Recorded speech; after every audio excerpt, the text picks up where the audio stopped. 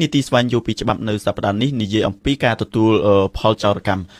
ជាដំបូងចង់សួរលោកមេធាវីថាតើអ្វីទៅជាបទល្មើសទទួលផលចោរកម្មនោះបាទសូមអរគុណបទល្មើសទទួលផលចោរកម្មតាមក្រមរដ្ឋបាលកម្ពុជារបស់យើងគឺចែងថាគឺជាអំពើទទួលលាក់បំបាំងរក្សាទុកឬបញ្ជូនវត្ថុអ្វីមួយដោយ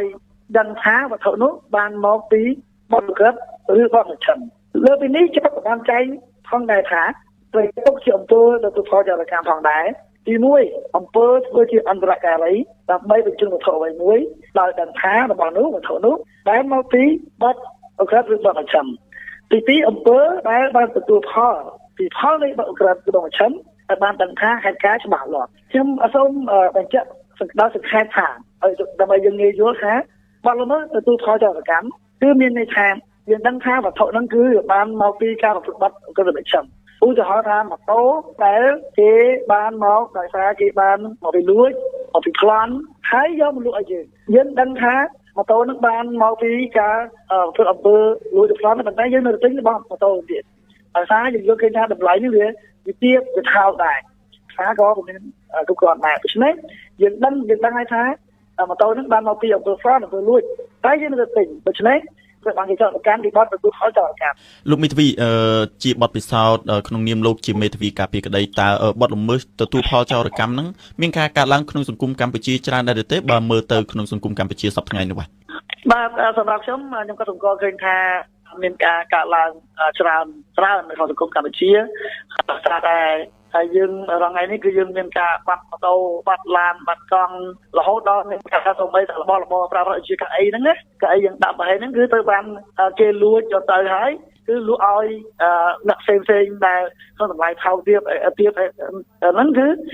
ដូច្នេះមានការឡើងច្រើនណាស់ប៉ុន្តែសំខាន់ថាយើងនៅពេលដែលមានការប្រព្រឹត្តបទល្មើសហ្នឹងការឡើងច្រើនហ្នឹងតើមន្ត្រីក្រមអធិការហ្នឹងគាត់អាចចាប់បានបញ្ជូនទៅតុលាការបានច្រើនឬអត់អញ្ចឹងណាគឺសំខាន់អញ្ចឹងទេ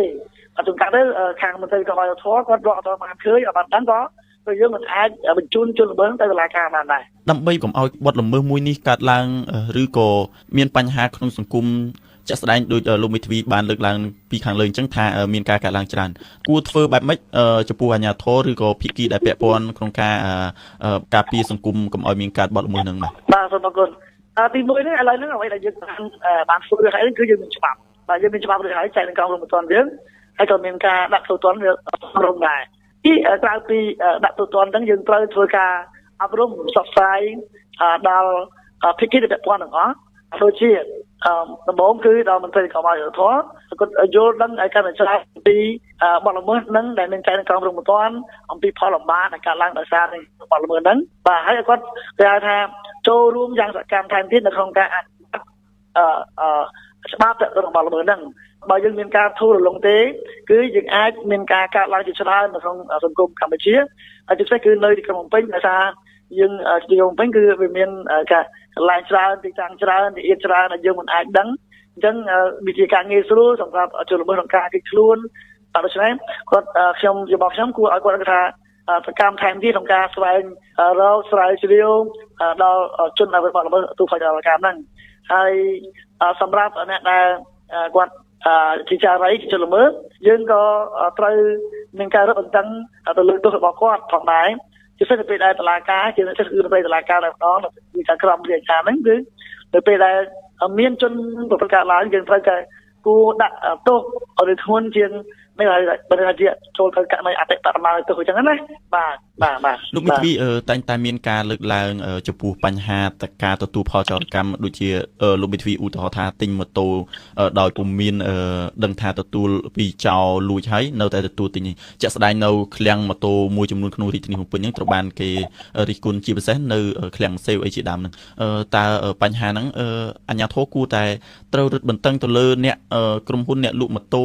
ដែលគ្មានពុនឬក៏អីហ្នឹងដែរទេលោកមេធាវីបាទជាការត្រឹមត្រូវណាអាជ្ញាធរគួរតែមានការរឹតបន្តឹងថែមទៀតទៅលើដល់អាជីវករដែលគាត់បើកហាងទិញម៉ូតូលក់ម៉ូតូហ្នឹងណាបាទមានថាយើងមិនបានហាមឃាត់ឲ្យគាត់ធ្វើការទិញម៉ូតូពីអ្នកផ្សេងដើម្បីលក់បន្តទេប៉ុន្តែគួរឲ្យគាត់ឆែកមើលពិនិត្យមើលឯកសារគ្រប់គ្រាន់ពីបន្ទាត់អត្តសញ្ញាណរបស់អ្នកប្រើប្រាស់ គាត់មានកិច្ចសន្យាទិញលក់ត្រឹមត្រូវទេពីអ្នកផ្សេងបើសិនគាត់ជាទិញតពីគេហើយការគ្រីនរបស់វិណាគេហើយតម្លៃវាសមរម្យអត់ដល់តម្លៃម៉ូតូអាសង់2016ហ្នឹងមកទឹកឲ្យគេប្រាស់ហើយហ្នឹងជាទូទៅបើសិនបើនិយាយគេម្ចាស់ប្រកាសគេលក់វិញតើលក់ជាធម្មតាវាលក់ហើយតម្លៃប្រហែលអាចសមរម្យសម្រាប់គេ